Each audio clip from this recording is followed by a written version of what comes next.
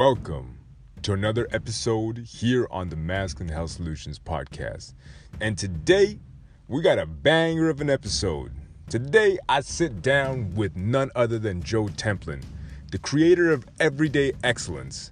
Now, Joe is not your average human being. The man is a former CEO, ultra marathon runner, Tae Kwon Do master, and a dude who's gotten his ass kicked enough to know that, you know what, it's probably important to develop yourself as a man and to start today and to continue tomorrow and don't stop until your life is done. Now, Joe has written an excellent book called Everyday Excellence, and in it, unlike a lot of other quote-unquote self-help books that don't offer directions, Joe does. And the beauty of it is that this book is a day-to-day task-oriented book, right? And what I love about it is that they're very small tasks. It's something that you can do quick styles and continue about your day, but make your day that much better. You see, this book came to Joe in a flash, and he realized he had to put his work, his life, his experiences into something phenomenal. And I can attest to it because I got my copy. If you want yours, be sure to use the promo code Masculine Health. But guys, you definitely want to pay attention to this full podcast episode because we go over my favorite thing on this earth for us men, and that's about developing ourselves to our full potential. And Joe is not afraid to talk about his failures. He's not afraid to talk about past experiences. You know, he gets down and he tells us the truth the way it should be and the way many men shy away from in today's day and age. So guys, be sure to stay tuned for today's fabulous episode with Joe Templin.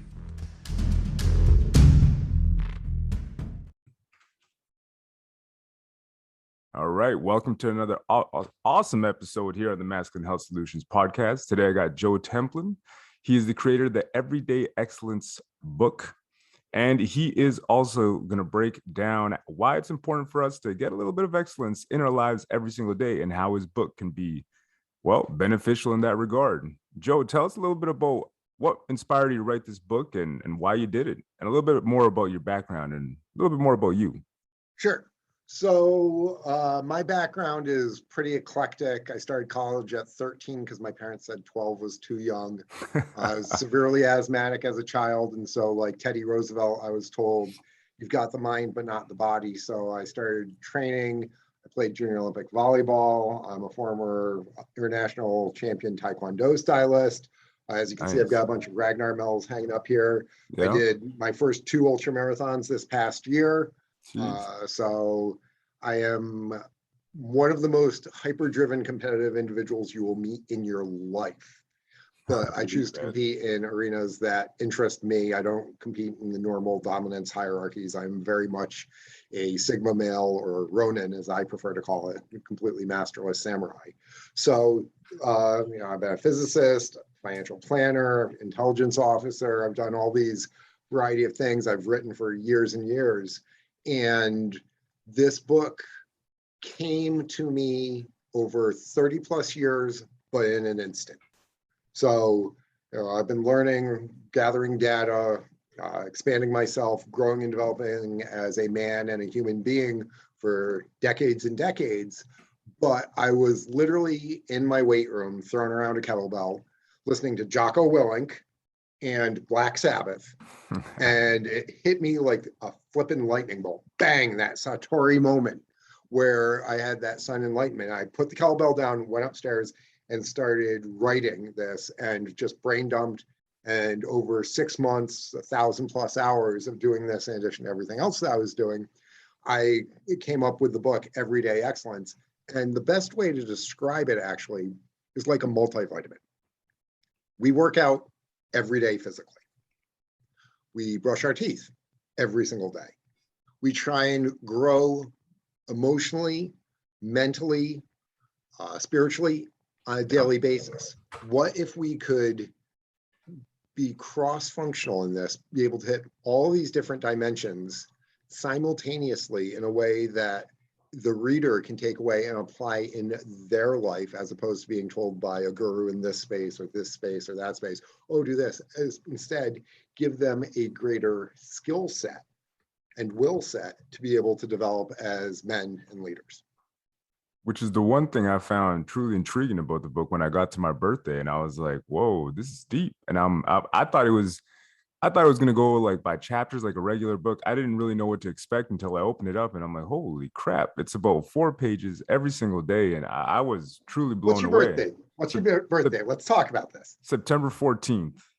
September 14th. Okay. That's the one where it talks about the importance of how certain friends are gonna be pretty much right up there with family, That's and right. how it's The quote is, camaraderie. friends are the siblings God never gave us. Exactly, yeah. Which to me, it blew my mind. And then the explanation that kind of went behind it, brothers in arms. And I was like, whoa, this is deep, man. You're right. It's like a multivitamin. And if you get a little bit of, start off your day with a little bit of excellence, I think it can definitely set you in the right direction. Right. And one big difference between my book and a lot of the other self-help type books, and I hate that title, is that they give you information that's like, okay, do with it whatever you're going to be. But action is what separates a thinker from a doer. It is what changes the world. It is what makes us men. Exactly. And so every day there is an action item. So the action item on your birthday is, who is that sibling of choice? That person is part of you, but not technically family. Reach out to them today and talk with them. So the question is, have you done it? I already did. Yeah. I sent him a text. I'm like, hey, what's Excellent, up, man. bro? How you Excellent. doing? And then we started talking about crypto. It's kind of where that whole went. But, it's excellent because I was, I guess it is about development. That's one of the things that a lot of these books, like, sure, they're meant to be pensive, right? Which is fantastic, but it's almost like if you get a little bit of action, every single day, I think, that would amount to something a whole lot bigger in the long run, in my opinion, right? And like you said, personal development versus just reading a book, thinking about it, maybe meditating on it, and not doing anything. Exactly. So it's like, if you want to build bigger muscles, I was actually listening to one of the earlier podcasts this morning. Mass. You know what? You have to make some changes. You have to increase your weight. You have to increase your protein and your calorie intake so that you've got the fuel to be able to do that. Exactly. You Yes. make some of these changes. If you want to pass a class, you don't just buy the book and let it sit there. Nope. You have to open it up. You have to study it. You have to do the practice problems so that you can pass the test. Life is an entire series of tests. I don't care if it's the woman beta testing you. I don't care if it is the universe pushing you to level up so that you can handle greater stresses or be a greater leader down the road. I don't care how you interpret it. Life is an entire series of tests. And so every single day we have the opportunity to prepare for the tests of the future. And that's the difference between a man and somebody who breaks. And I was going to ask you too, because my whole thing, obviously, I want to look into masculine development. And I really want to, basically, with every single podcast, it almost like I want to boil it down to like its core concept, right? And what do you think is the most important thing when it comes to masculine development? Even though there's a lot, I know. But there's a lot of different things. But you know what? I think it comes down to confidence. A real man is confident, not arrogant, confident. And one thing that helps develop confidence is having a plan that you are working on executing. If your plan is to be worth $10 million by the time you're 45, okay, your plan could be buying lottery tickets. That's a lousy plan. Okay, that's depending on hope. It's outside your control. Yeah. But if your plan is, I'm going to build a business, and to reach this point, I need to do these steps now. And this is my overall plan. And this is how I need to personally grow. And these are the things I need to do to be able to execute on my plan and get to that position. You can be working on that plan with confidence, and that becomes attractive to women. That allows you to stand up straighter. If you read Jordan Peterson in his book, The 12 Rules to Life, the first one is stand up straight. And he talks about the lobster and serotonin. One of the things is stand up straight because you've earned it, because you're proud of it. It's not being arrogant, it is confidence. And so the confidence that I have from martial arts translated into confidence in business. And there were still whole areas of that map that were, here there be dragons, things beyond my knowledge. But I realized that and I started learning about it. I got good mentors to help me out. That further helped my confidence. I put together a plan. I learned, I made mistakes. I've got lots of scars, not just from fighting. And so these things develop that confidence, and that makes you attractive to other men because they respect your power that you've developed, and to females, investors. It gives you the right to be a leader in lots of different capacities. And ultimately, when you're leading yourself towards your destination, other people will want to follow you. And how important would you say failure is, whether it's martial arts, whether it's business? Like, what is the most important takeaway you've taken from failure? The most important thing was that I learned to learn from failure. Because when we're growing up, especially as a gifted child, you're taught, oh, you can't fail, you're brilliant, things are going to be awesome and all this. And our school system is built around, you have to ace the exam. You have to get everything right. You're not allowed to go outside of the lines when you're coloring. Yep. And so if you learn, yeah, I can go outside the lines, I need to deal with the consequences of it, positive and negative, but I'm going to fail, and I'm going to fail often. And so, as Wayne Gretzky said, you miss 100% of the shots you don't take. So I know people like who are in financial sales, and their goal is to lead their office every single month in no's. And the reason why is because they know every no gets me closer to one yes. This guy's got about 25% closing rate. So he's like, if I get told no 40 times in a month, that is flipping awesome, because I'm going to have an incredible month. And this is an individual who's top 20 in the history of his company. Major company, and he's in the top 20 in the history because he has that mindset. My friends who are in the military, specifically special operators, after anything they do, they have an after action debrief. They look at what they did, figured out what went right, and more importantly, what went wrong. Where can we improve? Gotcha. Every single great athlete watches the tape afterwards. So you might have won the game, but I guarantee you, you were not perfect on every single play. 100%. And so Tom Brady and Eli Manning, or not Eli, but Peyton Manning, is the better one. These guys focused on where their weaknesses were so that they could improve it. One of the things that's brilliant about LeBron James is that he looked at the holes in his game and focused on improving those holes. So they were no longer holes, they were floors and could be raised. And that brings you to the level of greatness over time. Gotcha. So failure is your friend, but you have to learn to hate fail. Yep. So it's that weird dichotomy that Jocko Willink talks about with dichotomy of leadership. It's that yin yang balance. It is the balance between order and chaos. It is being comfortable with failing, but still absolutely hating it, but knowing that is your key to improvement. 100%. Yeah, I agree with you. I mean, I think it was Tim Ferriss. I can't remember who it was exactly now, but he said basically fail fast, but fail forward. Right. Exactly. So make sure you land on your face and make sure you keep kind of moving forward and take a look back. What can I learn from that? And what can I do to, keep going forward? And one of the things that Eric Rice talks about in the Lean Startup, and he's built that's a great book, yeah, is having that very short accountability loop.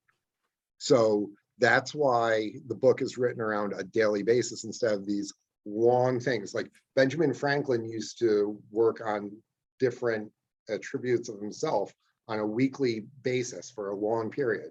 You can shorten that up. Okay, today I'm going to work on this. Today I'm going to work on this. And as long as they're not contrary, but can cross-pollinate in some ways, by doing that, you're going to be very well-rounded and improving in lots of different areas. And if you're focusing on like your discipline in one area, discipline is one of those skill sets and mindsets that carries over to other things. I don't care if it's your food intake. I don't care if it's your conscientiousness in terms of what you're doing for work, the discipline to study, the discipline to not get emotional when somebody's trying to drag you out of your core, your calm, especially when it comes down to females. We all know that. Okay, so being able to have discipline in one area allows you to have discipline in other areas and improve. And so by having this multifaceted approach, in the end, we are all a gem. We are all a diamond or a ruby, whichever gem you want to look at. And there's different facets to us. And those gems, one are created under immense pressure and temperature over an extended period of time. but two, they are polished by friction and adversity. And so as long as you are embracing that and understanding it, you will bring out your own true inner beauty. It's true. It's like you say, I mean, diamonds only come from pressure, right? So the only way to really make it happen is kind of to go through it. And I think, whether it's sports, business, or whatever, it just seems like most people that I find that are the most successful usually have had tough beginnings. What would you say really helped you move forward? Because you said you had a background in martial arts. How did that help you basically translate that into the rest of your life? Because I know got my ass kicked. Exactly. I got my ass kicked. I mean, I was a scrawny little asthmatic kid with no body weight, no muscle mass, and I was scared. So, you know what? I got my butt kicked. I practiced. I got better. I got my butt kicked again, but by better people, and, was not getting my butt kicked in other spaces. And I learned how to work. One of the things is that I've got just a freakish work ethic and a vision. So a lot of my friends will say that I can take almost any punishment if I am working towards something. So when you're 20 hours into an ultra marathon, guess what? Your body and your mind want to give up, and the only thing carrying you forward is your spirit. Yeah. When you're, 95% through writing the book, or even worse, when you're done writing the book and now you have to go back and do the editing. Oh, yeah. And, burning the audio component and all these different things, it pushes you. But guess what? You need that, because eventually our father is going to die and we become the man of the family. Yeah. And, or your mom gets cancer like happened with mine, and everybody else is looking to you to be the strong one. And that does not come from being a wuss.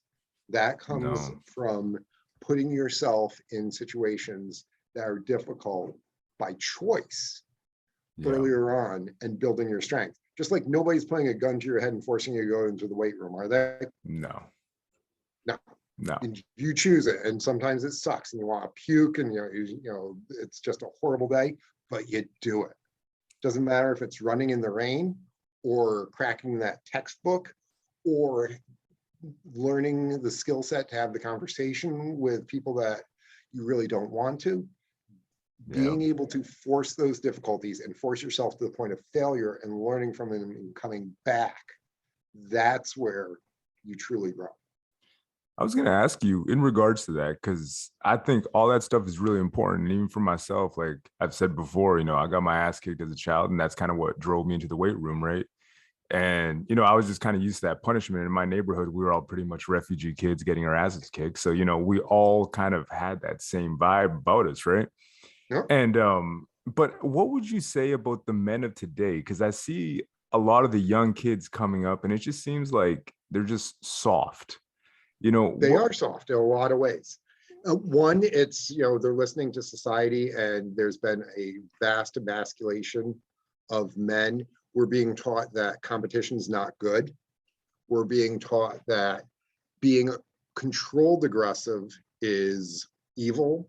And, we've evolved over hundreds of thousands of years, even millions of years, to be that way for a reason, because it succeeds. Our entire society is built around, as Jordan Peterson talks about, dominance hierarchies. And really, it's more competence hierarchies. And so being able to succeed in that space is critical. I saw a statistic that sperm counts and testosterone levels are down like 40 or 50% over the past 3 generations.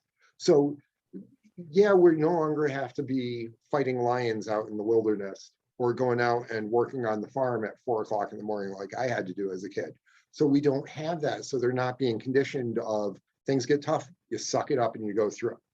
You work hard, you push through. And so there's a saying, hard times lead to good men lead to good times lead to soft men lead to bad times, and it's an endless cycle.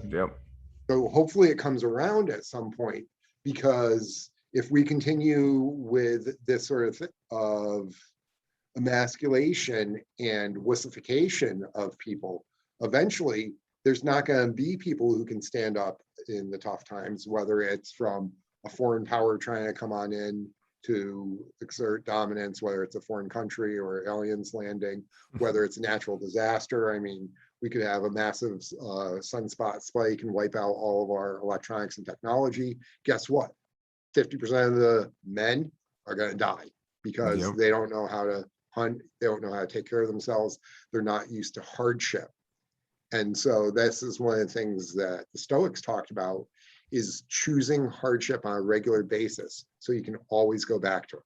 Yeah. So during the COVID, when we didn't have Ragnars to run, we ran a virtual Ragnar with my running team. And I slept in my van on purpose for those 2 days, just like I would during a regular Ragnar, because it makes me better.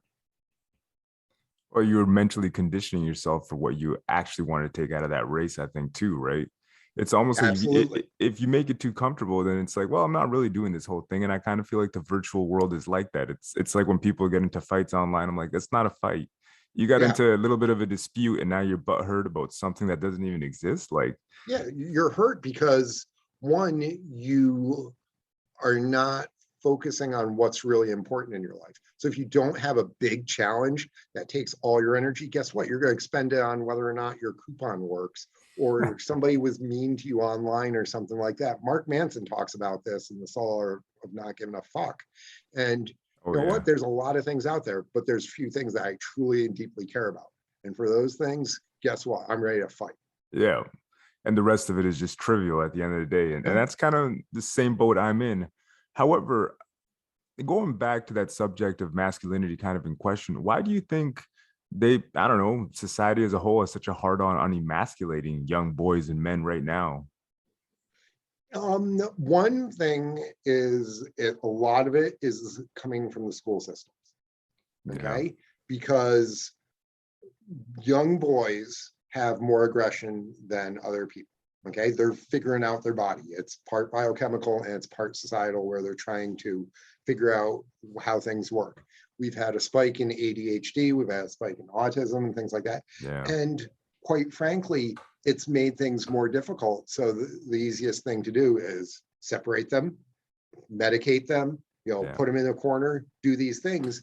And by doing that, we are actually worsening the society long range, because people are not developing these skill sets to be able to address it and control it and focus their ability. But the other thing is that kids like that who are pushed to the side, they become criminals. Yeah. Okay. Ostracized. So like my one son is incredibly brilliant and gets bored in school. And so I give him things to challenge him so that he doesn't turn into Lex Luthor. So there's that. But that's why he's got outlets. That's why he has Boy Scouts. That's why he's running. I mean, he's going to be 15 next year. And I've got a special exemption for him to run an ultra marathon with me as part of my support team. Wow. Normally they don't take him under 16, but when I told him about his background, they're like, yeah, he can join you and be part of your team. Nice. Right? So having these things to work towards, now my son knows, okay, I can't screw around. I'm not going to go break into cars or things like that, because that means I can't run the marathon.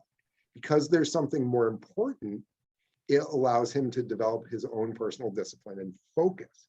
And we're not giving young boys that opportunity. In fact, it's the opposite. They're being told you can't use that energy. And one of the side effects of that is that we're not seeing people who are fit to enter the military. I was told this by one of my friends who's a former recruiter. And we're seeing people who are not fit to be able to do truly significant things with their life, whether it's with a corporation, whether it's athletically, whether it's building their own business from scratch and dealing with the grind and growing their skill set, those various ways.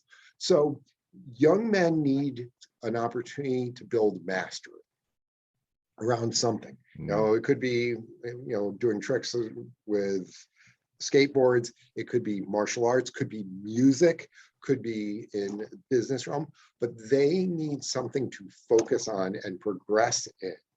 Gotcha. And if they have that, that's where that confidence will come from.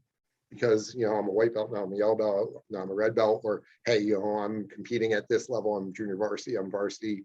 Hey, I can, play these songs. Hey, I'll be on stage playing Metallica someday. Whatever it is, that gives them that focused outlet And so they understand becoming excellent in some capacity. And then there's the carryover skills from that, which allow them to literally stand up straighter and be more of a man because they have authority over themselves and are developing into something respectable. 100%. Yeah. I mean, dominion kind of comes from within. And I 100% agree with what you just said there. If there was one thing you could do, I guess, to implement into the school system, what would it be specifically for boys? Specifically for boys, actually, I would do this for boys and girls. I would put martial arts in the schools. Which one would you go with? I don't care. I don't care if it's Tae Kwon Do. I don't care if it's judo. I don't care if it's karate. Something where they are learning a skill that they can keep building off of and appreciate for their lifetime. Something that is an equalizer in terms of you don't have to be the biggest kid. You don't have to be the strongest. You can even be, fat. You can be asthmatic like I was, but you can start learning and developing and growing over time. And so you can start having some self-confidence from accomplishing something instead of being handed participation trophies just for showing up, and advance in your life overall. It's funny you mentioned that too, because like here in Canada, it's more about most kids play hockey, and that's kind of the main focal point, right? But the one thing I noticed when I talk to a lot of my American buddies is how important wrestling is. Like wrestlers, when they're wrestlers, it's like that's their life.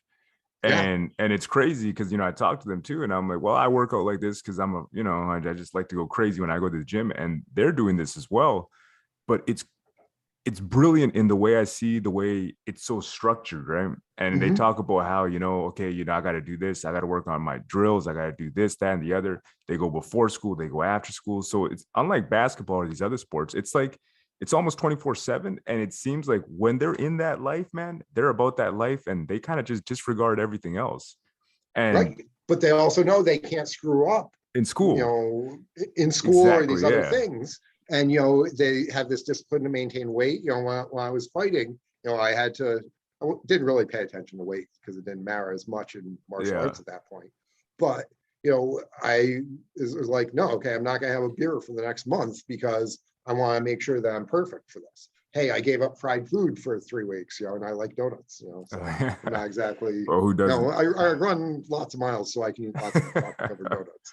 But it's one of those things where, like with hockey, you have teamwork, okay? So you can't let your teammates down, which is one of the things that, as we've moved from a lot of these organized sports to these self-pursuing sports, there's no longer that. There's no longer the external standard of you need to do X and Y and Z to advance like there is in the martial arts. If you can do, a particular trick, then you get to advance technically in terms of mastery in certain areas. So there's this lack of external standard somewhat with it, and this progression over time. So one of the things that I'm not a huge fan about with wrestling, because my youngest son wrestled for a little bit, is that they would have kids who were just starting and kids who had been wrestling for 4 or 5 years matched up with each other because they were the same age and weight. And so obviously the rookie can't compete in that sort of space. And that's one of the things that I like about martial arts a little bit more, is that, okay, 5 to 7-year-old kids who are of the first couple of ranks, they're competing against people that are close to them in terms of their ability. So they can see, hey, if I work a little bit harder, I can be like that kid. That kid barely beat me, or that kid's a year older than me, but I can be them in a year. And so having those models, instead of like on TV or in the movies or stuff like that, but someone who is almost a peer that we can benchmark off of and try and be more like, that is one of the things. Because one of the issues with kids is that they spend more time at school than they do with their parents. And so it's their friends who are going to influence how they develop. There's an old saying that you are the average of the 5 people that you spend the most time with. So spend time with people who are better than you, or try and spend time with people like that. So the people who I spend a lot of time with are special forces guys who have PhDs. I mean, if you actually look at it, you're like, where did you find individuals like this? And I sought them out. because they make me better. So giving kids an environment that is a positive reinforcement that allows them to use their energy in a good way and allows the group as a whole to grow is one of those things that can pay true dividends for society long range. So I look at some of the Cub Scouts that I've been working with, and these kids move on up through the ranks. And right now there's a group of about 5 Boy Scouts who were all in my Cub Scout pack years ago. I was their den leader. And these kids are doing really, really well because they're supporting and pushing each other as a cohort. And I look, my assistant scout leader for the Cub Scouts was a Boy Scout. He was an Eagle Scout. And the guys that he did his Eagle Scout with, 15 years after graduation from high school, are still interacting with each other and still pushing each other to greatness. And it's that sort of thing, finding those connections that instead of saying, oh, that's great, yeah, just slough off, sit there, drink beer, you know, eat Cheetos, watch The Bachelorette, whatever, are like, no, dude, let's hit it. Let's go hit the gym. Let's crack the books. Let's go build a business. Let's go do something and accomplish things. So having those people in your life is one of the things that will help reinforce the standards of excellence that can make us into men. I like that. And you touched on briefly how you sought out people that were, you know, a couple levels above you, I guess. How important would you say mentorship is from these guys as well? Absolutely critical. I mean, when I was building my career in financial services, I went to a couple of guys who had a similar mindset as me, but who were several years ahead of me, and blowing the doors off. I'm like, I want to be like you. And Rick said, sit down. Here's the couple of things that you need to do. Here's the couple of things you need to make sure you never do, you know, the big traps to avoid, which is absolutely critical from guidance, and go do it. And I'll talk to you in a few days to make sure that you're doing it. And he kept cracking the whip, sort of like an accountability partner. I had to check in every 2-3 days. And he was like, okay, you're doing that right. You're doing that right. Stop that. That's bad.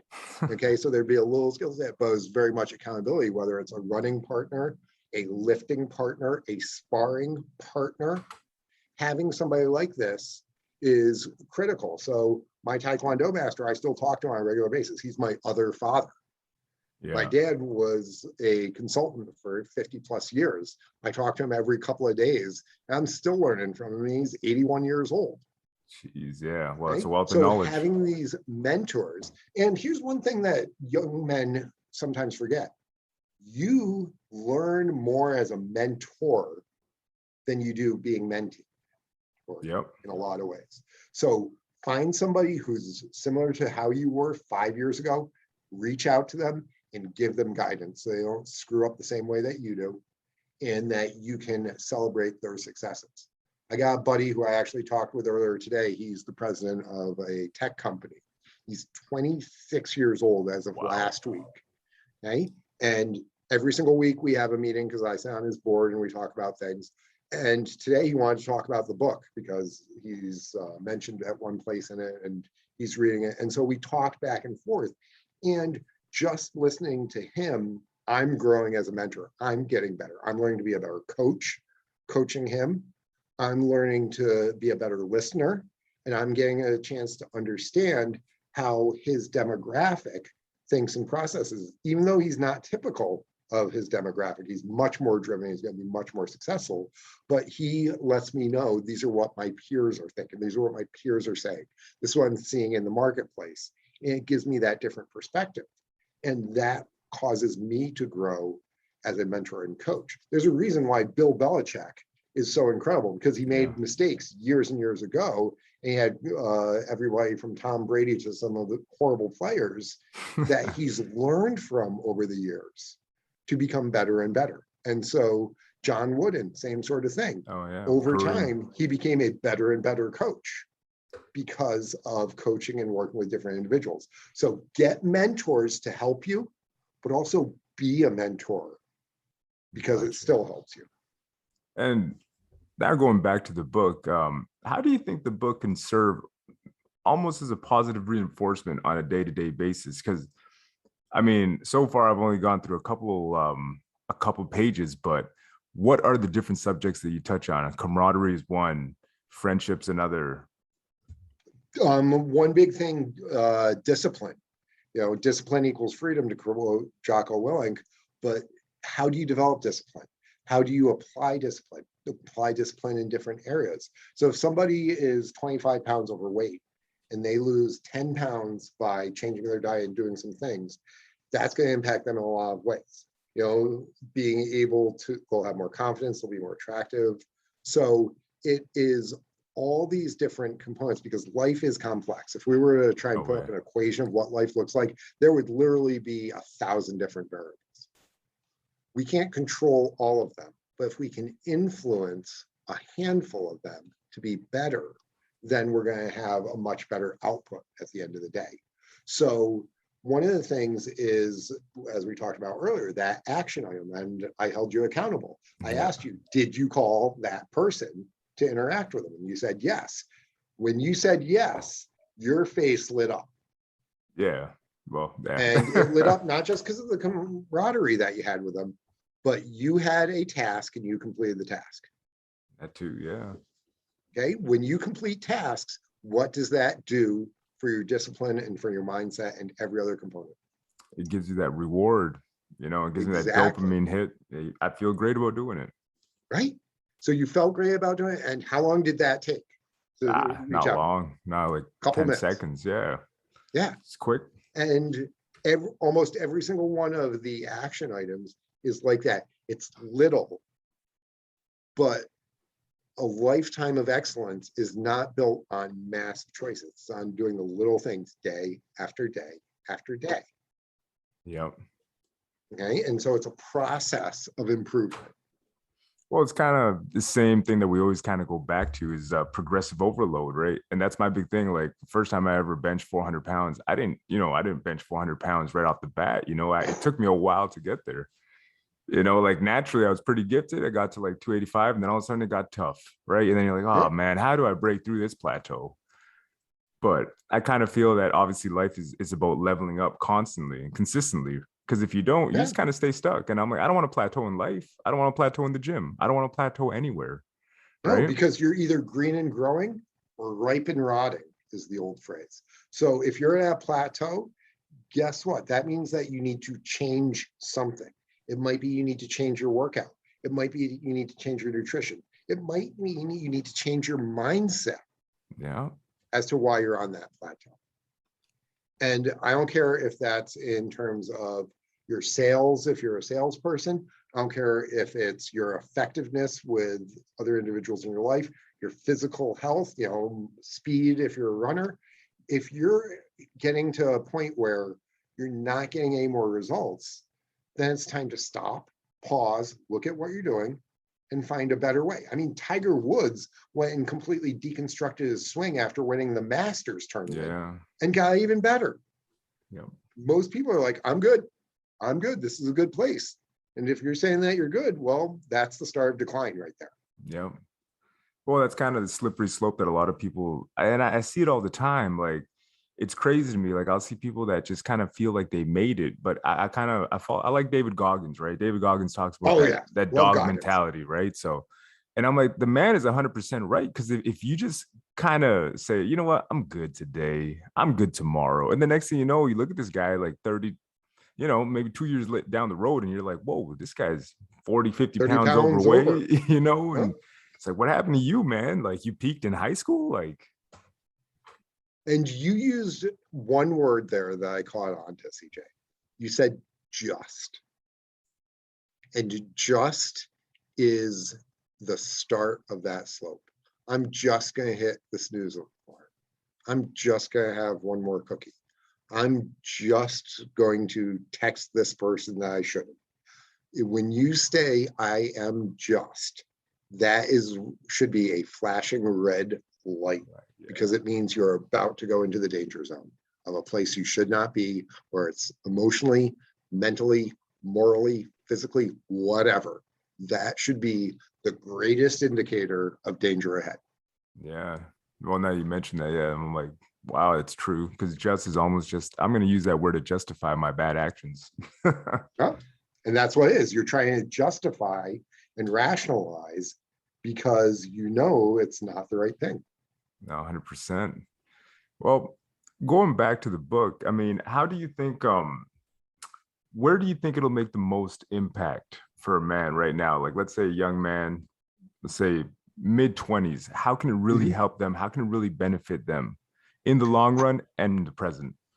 I think one of the biggest things that it can do is that it will unify that vision between the long run and the short term.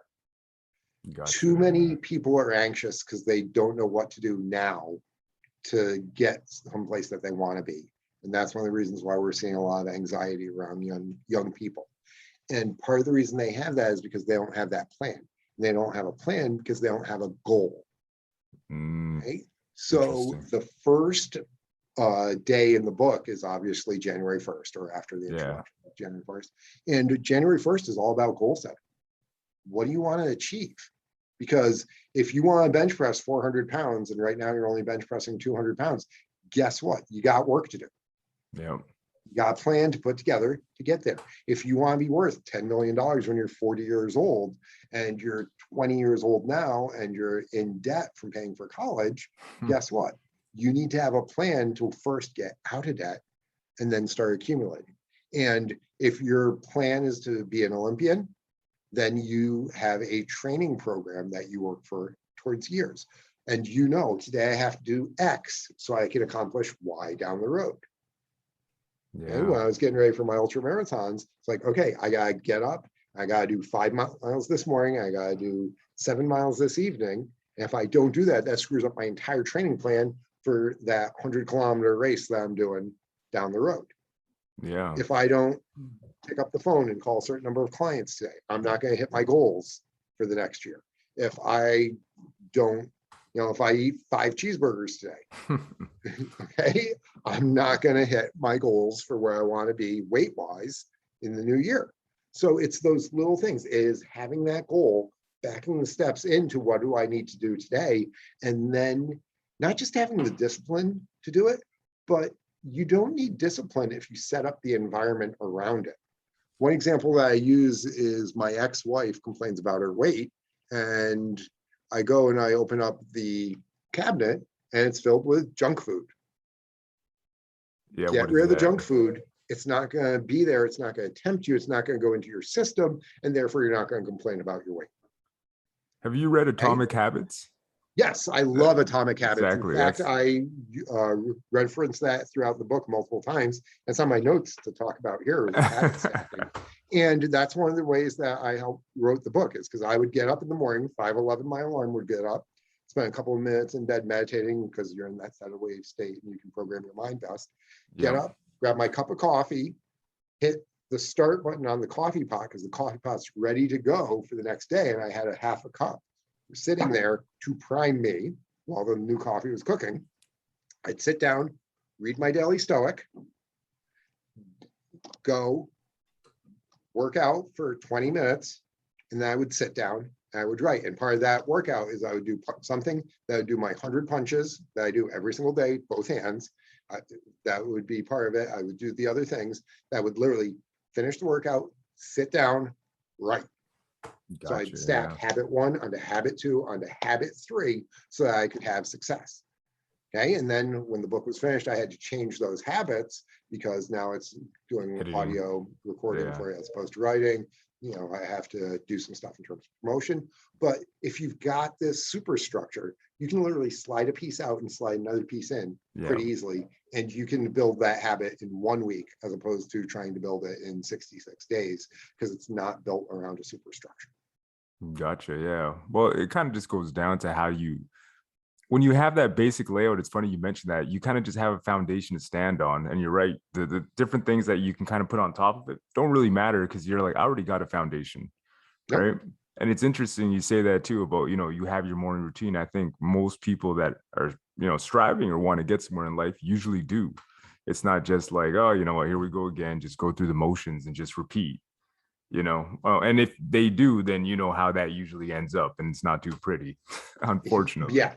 Or worse than, that is when they have no habit at all. So they wake up whenever, they do whatever, they roll into work with no plan. Yeah. Okay. And so one of the things Jordan Peterson talks about is that the root word, the etymological root of sin is an archery term, to miss the target. Because if you're not aiming for something, you're going to miss it. If you don't know where you're going, any road will do. So if you don't have something to focus on trying to achieve, you're not going to be able to figure out what to do, and things don't matter. And so I've seen this with people who have been divorced, and now, they no longer have to worry about certain things or focus on things. People, if they lose their job, that's where we see a huge spike in addictions, potentially, because they don't have the habits to keep them going. They don't have the thing to focus on, to work towards. So they'll be like, what's the big deal of having another beer tonight? Yeah. How important, or what would be the best way to go about, let's say somebody has to switch up their trajectory. Let's say this guy just realized, he's like, you know what, my life sucks, I'm going nowhere. Let's say that guy has a flash of inspiration. He's like, you know what, now it's time for me to change.